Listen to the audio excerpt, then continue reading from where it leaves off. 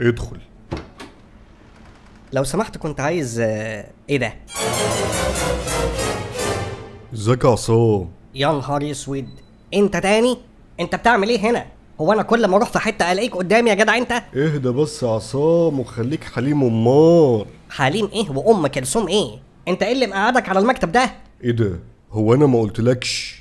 لا ما قلتليش. اصل انا الصبح بشتغل هنا موظف حكومه. يا سلام. او ربنا. استغفر الله العظيم. قول لي بقى يا حبيبي، انت جاي تعمل ايه هنا؟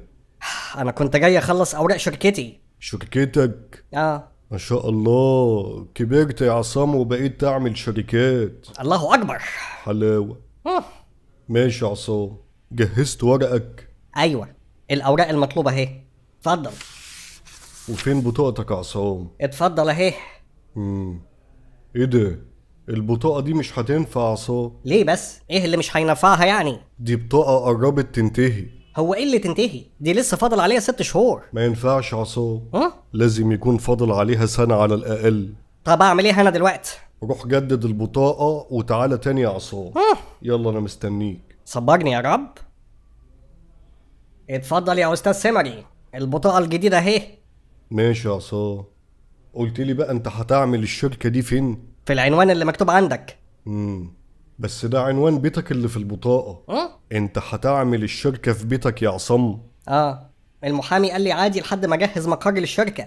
عادي ايه بس يا عصام؟ ده انت تتحبس فيها دي. يا سلام. لازم تأجر شقة تمارس فيها نشاطك التجاري. ولازم ابعت مندوب من هنا عشان يروح يشوف الشقة دي ويتأكد انها مخصصة لنشاطك التجاري ده. يعني ايه المطلوب؟ تأجر شقة تبقى مقر خاص بالشركة يا عصام. رحمتك يا رب. روح أجر شقة يا عصام وتعالى يلا. اتفضل يا استاذ سمري، عقد الشقة اهو وباسمي. تمام يا عصام تمام. ماشي. وفين وصل النور؟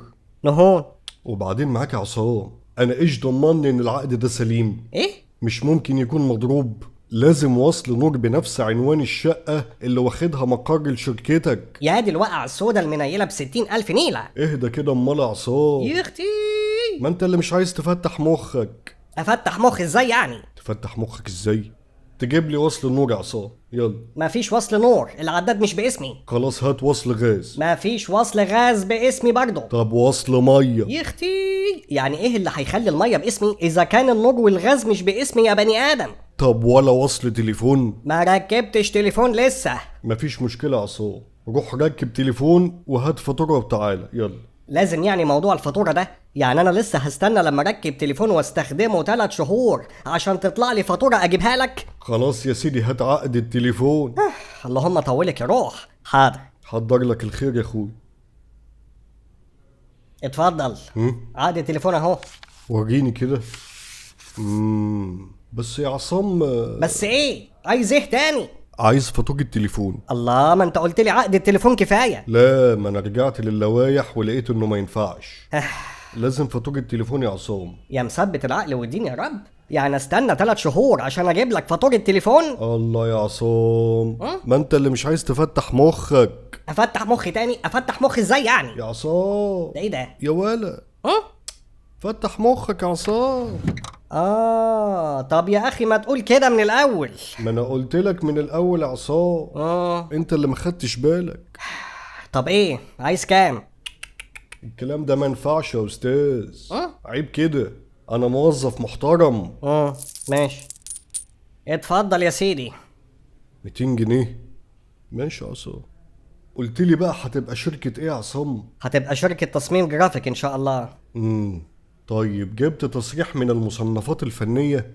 ايه؟ والدمغة بتاعة تنمية الموارد الحكومية؟ مين؟ وهيئة الضرائب العامة على المبيعات؟ احيه. وتصريح مزاولة النشاط الإعلامي؟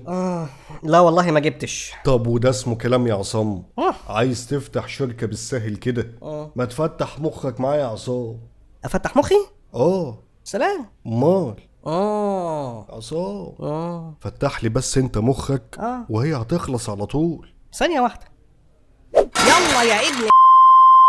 الله الله الله الله، ايه ده؟ ده انا اللي هفتح مخ امك يا ابني. يا عصام. يلا يا بتاع الهولا هوب. يا عصام عيب كده. يلا يا حيوان. الله، انا موظف محترم يا عصام. ولا كلمة. الله يا عصام، ما يصحش اللي انت بتعمله ده، عيب. ولا كلمة. عيب يا عصام. خد. يا عصام انتوا عايزين مني ايه؟ خلي بالك، ده تعدي على موظف حكومة اثناء تأدية عمله.